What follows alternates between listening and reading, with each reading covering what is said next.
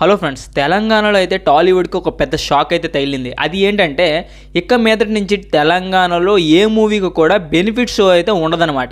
Benefit show ఉండదు, that అయితే tickets hiking అని కూడా చాలా వరకు ఉండవన్నమాట అనేసి రేవంత్ రెడ్డి గారు అయితే క్లియర్గా అయితే చెప్పడం జరిగింది.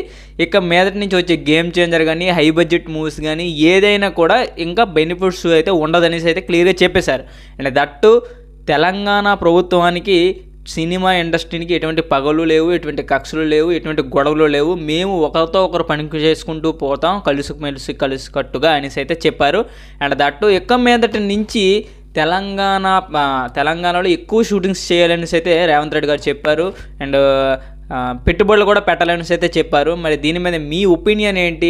దీని మీద కొంతమంది ఏమంటున్నారంటే ఆంధ్రప్రదేశే బెస్ట్ కదా, దీని మీద జగన్మోహన్ రెడ్డి కదే బెస్ట్ కదా అనేసి అయితే కొంతమంది అయితే కామెంట్ చేస్తున్నారు. మరి మీ కామెంట్ ఏంటి కింద తప్పకుండా